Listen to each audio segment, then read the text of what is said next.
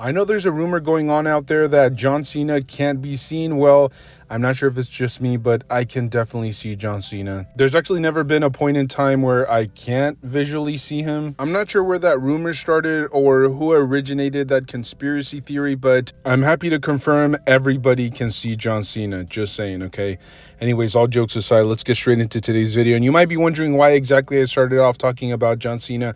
It's only because I saw that new Peacemaker action figure at SDCC, and it just kind of brought me back to the good old days when I occasionally would watch wrestling. And yeah, John Cena, he's a cool dude. He wears jeans while he wrestles. It's definitely a fashion statement, but look, we're not here to talk about any wrestling action figures or any DC action figures for that case. In today's video, I only wanted to talk about the new Mortal Kombat line arriving from McFarlane Toys. I'm very excited about this. I completely decided to skip out on the Mortal Kombat 11 action figures just because I haven't really been keeping up too much with the Mortal Kombat universe, but I did grow up playing it, and so that's a huge nostalgia tug for me, especially looking at some of these Mortal Kombat figures in their classic uniforms, their classic color tones.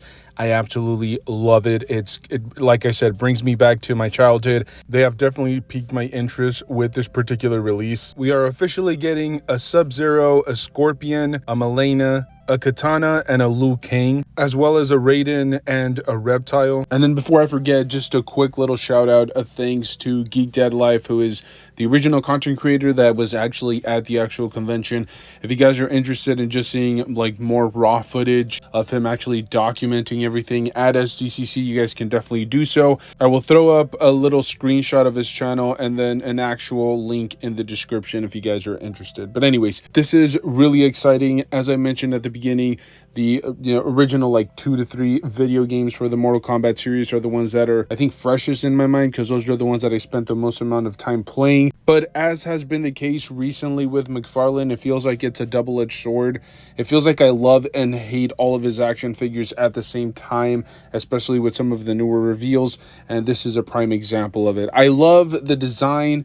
I love the amount of texturing, the amount of detail all over the body mold from head to toe from each individual character. You can definitely tell that there's a lot of love being poured into this particular franchise. And I should reiterate, I did not pick up the original Mortal Kombat 11 action figure, so I'm not sure what parts and pieces they're reusing. They may be reusing torsos or limbs or accessories or things of that nature.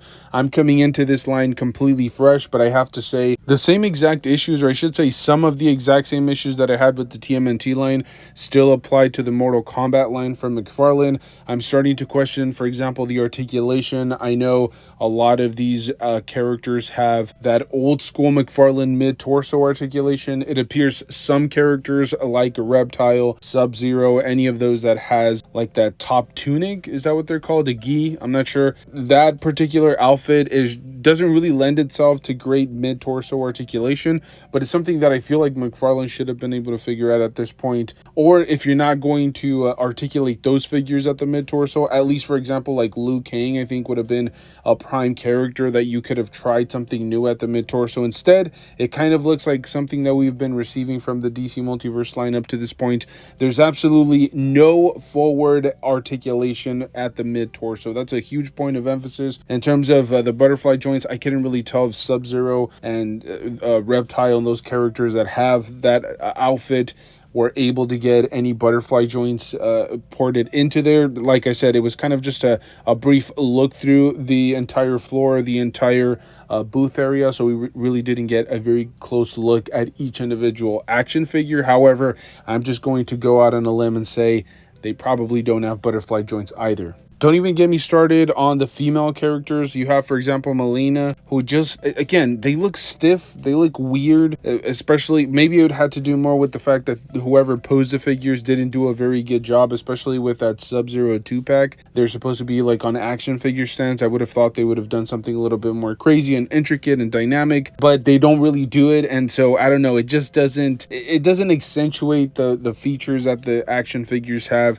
unless we actually get these in hand and play around with them. We won't know the full scope of these figures, but up to this point, I'm a little bit disappointed, just to say the least. Now, there are some absolutely phenomenal features. I already mentioned the great sculpt work that appears to be on these figures. There does appear to be quite a bit of really intricate paint work applied to these particular figures. Not to mention the deluxe 2-packs that they're going to be selling. I'm going to assume that this is going to be a pretty consistent theme moving forward, but I kind of like the idea. I mean, it looks a little bit cheap. It looks a little bit cheesy. I'm not sure if I'm 100% bought in with the cardboard backdrops with the action figure stands slotted into them, kind of how we see with that Sub-Zero 2-pack. But at least it's something innovative. It's creative. They're trying to push the boundaries a little bit, and I actually kind of commend McFarlane for that, even though, like I said, I have to actually see it in person, but it doesn't seem like it's too practical, especially for collectors that like everything clean cut. I just don't know if this particular collectible or this particular style of collectible is necessarily going to be up their alley, especially if the cardboard gets a little creased or if there's a little bit of a bent corner.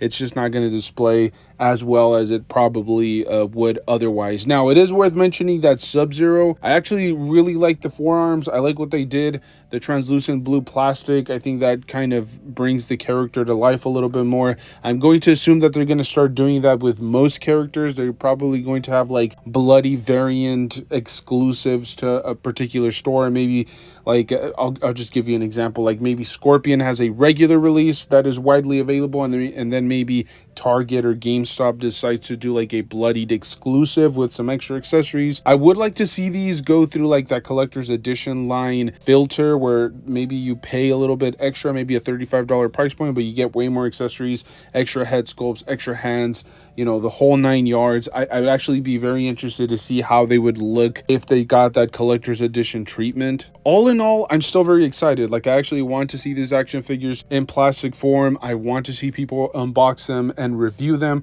I'm a little bit on the fence, similar to how I was with the TMNT line, where I had way more question marks than I did prior to seeing the figures on display. The articulation scheme, things of that nature, accessories, scaling. Obviously, here we know for a fact these are going to be like 7-inch scale, so they're going to scale well with your DC action figures, which makes perfect sense because they have had multiple different crossovers, not only in the comic books and the animated series, so on and so forth, but obviously, you know, the video games, which is probably the thing that people remember the crossovers the most for. And so it's going to be very interesting to see these kind of posed next to each other. I think Geek Dad Life made a mention of having them scale next to like Jada Toys Street Fighter line and stuff that's closer to the 6-inch 1/12 scale, and that also makes sense. I think either scale would have been fine, but I think, you know, it's nice to at least see McFarlane keep the consistency going whenever he decides, hey, I'm going to do a 7-inch line, for example, for the DC line and Spawn. I would like to see more of his lines moving forward at that 7-inch scale, just because, you know, if you're a McFarlane guy, you want to see that consistency. You want to see your figures next to each other and you know, make sense in your mind and in your display. But as always, this is just my personal opinion, my personal take. I'm very curious to see what you guys have to say. Let me know your thoughts down below. I will try to continue making videos where I essentially just kind of recap all of the SDCC events or all of the panels, or in this particular case, just booths that are you know, at the convention floor. I'm not there physically, but I try to keep up with news. I try to, you know, watch other people's content, and like I said, just kind of break it down and give you guys my personal take, my personal opinion. As I said at the beginning of the video, if you guys want to check out the original video, I will put a link in the description. Shout out to all of those great content creators that are there at the convention floor, you know, recording everything, posting photographs, keeping us updated with what's new at San Diego Comic-Con, because, you know, obviously not everybody was able to make it, and we kind of enjoy the entire convention through them. So check out their content, and then if you guys are interested in, you know, listening to me rant and hearing my personal take, my personal opinion, you guys can always do that. Stay safe out there, enjoy the hobby, pose your action figures, play around with them, and as I always say, make sure to stay tuned to the channel because we are uploading on a daily basis. There's a day here or there that I may miss out on, but for the most part, I try to stay on top of it, upload on a daily basis. So thank you guys so much for tuning in. Stay safe out there, and I will see you guys in the next one. Thank you.